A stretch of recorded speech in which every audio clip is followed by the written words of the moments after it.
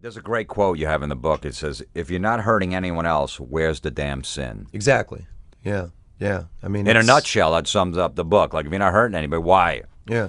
What's Yeah. the problem? You're not screwing somebody else's wife. Why can't you enjoy sex? Yeah, exactly. I mean, to quote George Carlin, I learned that alone in third grade. You know, I mean, it's ridiculous. You know, I mean, it's the Gladys Kravitz syndrome. You know, it's like, get out of each other's business. You know, I think that's half the reason that people feel guilty is because they're worried about how someone else is going to perceive it. But if we took the stigma off of that, people wouldn't perceive it as that bad. You know, if you're not hurting children, animals, other people, what's the problem? You know, I mean, it's ridiculous to me. They did a study that they said the most happiest people live in Cuba because they don't have anything. Yeah. They don't have any, Range Rovers and the big mansions and all that other stuff. Go, I want that because, if the neighbors have it, I got to feel like that. All they focus on is family and friends. There you and go. they're happy because they don't have any, like, this is what we have and that's it. They don't care about this and all that stuff. Yeah. And that's what makes people crazy. Yeah. Yeah. You can use it as a motivational tool, like, hey, if that guy's got a Range Rover, I'm going to work my ass off and get one too. Yeah. But not just, it just makes people unhappy when that's all they can think about. Exactly. And just. Yeah, I mean, you're surrounded by it, I mean, you're surrounded by envy. So half the time people are going to go nuts because of it. But I think that's one of the reasons why, like, reality TV is so big, is because people are so envious of those lives. But it's all a lie. Reality TV is a joke. There's nothing real about it, I mean, except for like stuff like The Deadliest Catch, which there's no fake in that, like the Real Housewives, there's nothing real about those people, I mean, it's all, they're given a situation by the producers and then they act it out, they're unpaid, high school thespians really at the end of the day. And it's cheap and it cheapens life. So you're envying something that's not real to begin with. Well, it's also like the MTV Cribs. Yeah, exactly. All the hip hop and rap guys, you go in there, there wasn't even their houses. Exactly. They just rented them out for the show and put all the stuff in there, and then they give it back. Yeah, and it's like really, really. I mean, there's maybe like 4 people on that show who you ever got to see their actual house, and it's ridiculous, man, because. You could drive by there like a year later and somebody else is in that same house. It's like, oh, they kicked him out because he wasn't selling albums. You know? It's ridiculous. What I got out of your book, too, is basically, you don't exactly come out and say it, but it's just, and it's a great motto, it's just be comfortable in your own skin. Yeah, yeah. If you're comfortable in your own skin, you got nothing else to worry about. Exactly. That guy, like, am I going to wear this shirt out? What are people going to think? It's weird because who cares? Yeah, who cares? Who cares? I mean, at the end of the day... If you want to go out and talk about having sex with 50 women that you did, a few years ago, who cares? Yeah. Somebody else is going to judge you, who cares? Yeah, that's your problem, not mine. Exactly. I mean, if you don't know yourself, how are you supposed to kind of figure it out, And I understand that people are still kind of trying to get to know themselves. I'm not saying that it's the end-all, be-all. What I'm saying is, if you have a good understanding of who you are and what you want to do, then... why should you worry about what other people think? I mean, there are a few exceptions. I mean, well, not even exceptions. I mean, there's just, there's something to be said about being courteous to, let's say, your wife. Saying, just letting her know, it's like, look, I'm going to talk about these things in the book. Which I let my wife read the book first, so she was just like, oh God, you're idiots, and I'm like, well. But she understands why I had to write it, But, it was out of common courtesy to her to let her read it first before I put it out there, Because I don't want her getting blindsided with stuff, But that's being courteous, and that in turn comes back to who you are, So for me, if you know who you are and you know why you do certain things and what you're doing at the end of the day, then why let anyone else try to define you? Why let anyone else try to control how you feel about certain things? Why let anyone else try and make you feel bad about anything? If you're taking care of you and your own, screw you. You don't get a say in how I feel about my life. You don't get a say in how I run my life. Nobody gets a vote but me.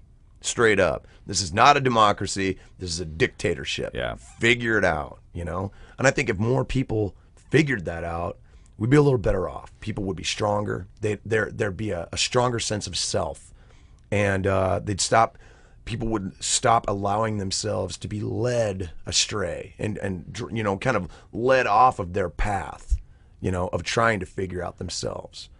But, that's just me. I think this book is going to be great for the 17-year-old kid that's confused. And when you were 17, had all this rage and anger and didn't know how to, disperse it in the right way, and read this book and go, you know what? I'm not going to feel guilty about this stuff. I don't care. So what? I'm not going to beat myself over this because I stole something. Maybe I won't do it next time. Whatever. Yeah. I think it's going to help because they're not going to go to the Oprah book, the friggin' Eckhart Tolle and all that stuff. They're not going to like that shit's corny. But coming from you with a big fan base, I think it's really going to help some. I hope so. I hope so. Youths that need some directions. I'm not going to judge anybody. I don't want to be judged myself, so I'm not going to judge anybody. I might call BS sometimes, but when it comes to the fans, when it comes to the kids, I'm not judging anyone. It's like, be who you are. You want to be, you want to be the hardest metal guy ever, be it. You want to be gay, be it. You want to be happy, man. Let go of the interpretations that other people try to put on you. At the end of the day, there's one person living your life, and it happens to be you. Mm-hmm. And if you can't live it, then what's the point? Just let's stop letting other people lead you down paths that you don't want to go. And I understand that when you're growing up, you're kind of at the whim of your family and at the whim of this and that. But that's temporary. I talk to a lot of kids that go through abuse. And the first thing I tell them is like, report it.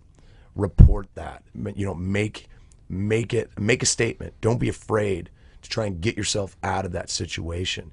Yes, you may end up in the foster system. You may end up with social services and whatnot. That's temporary. You have to get yourself out of that situation. I tell all the fans, like, if they're in that situation, to report it, because that's the only way you're going to get past it. If it continues, it just means that much longer in your life you have to deal with it.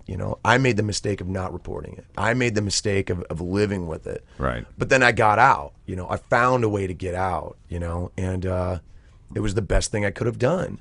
So you have to, even early on, you have to kind of take a stand for yourself.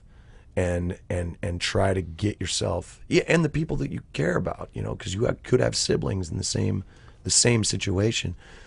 Take that first step. Be strong and take that first step, and it will lead you to great things. It will lead you to a better life. It will lead you to getting yourself together, knowing yourself. It'll give you the confidence to be a better person and to be a strong person. So yeah, really at the end of the day, that's what the book is all about, is helping. It's letting people be okay with making that decision to be a good person, Right. Now, we talked a lot about serious stuff here, but the book is really funny. Yeah. We don't want to just be like a downer, like, oh, man. Oh, no, yeah. Because some might be like, oh, this is going to be a chore to read. It's like, oh, no, it's real. There's some really laugh out loud moments in there, some really funny phrases, and just the rage, and just like, you don't like this? Oh, it's just great, man. Yeah. It's very poetic. Oh, thanks, man. Thank you. But funny and just, dry. Anybody who knows my personality knows I can't get away with being too serious. Right, because you are for a little bit, and then all of a sudden, like, oh, all right, I know where he's going. It's a sick mind. Time to lighten it up with a fart joke. It's it is what it is. Yeah, but that's the thing. If you're gonna write something, you gotta come at it from all the angles. You can't. I didn't want to just write an instructional manual, but at the same time, I didn't want to just write world's dirtiest joke or world's most tasteless jokes, whatever. So you kind of have to find that balance, where you don't want to be so didactic with it. You just want to be able. It's like, look, this is what I think. This is the serious part. This is the funny part. Digest it will. So I remember reading it like, it was getting really serious. Then all of a sudden you go, something like, I don't know the words, but like, if you don't like this, well, I want to pop my eyes out and put my put them in a glory hole at a porn shop, and basically stick your penis in my eye socket. I love that. It's like out of nowhere. I'm like, that's genius. I never thought of that. Yeah, I was reading the book back while I was doing the edits, and like I would read something that I completely forgot that I wrote, and I would just cackle out loud, and my wife, I'd scare the crap out of my wife. She'd be like, "Oh God, what?" And I would read it to her, and she'd shake her head and do that roll thing, and I was just like, "Oh, well, there it was. There was another beautiful line for Corey Taylor." Yeah. So in closing, you have your own 7 deadly sins. Yes, that you've yes, came I up do. with. Yeah. God, if I can remember it.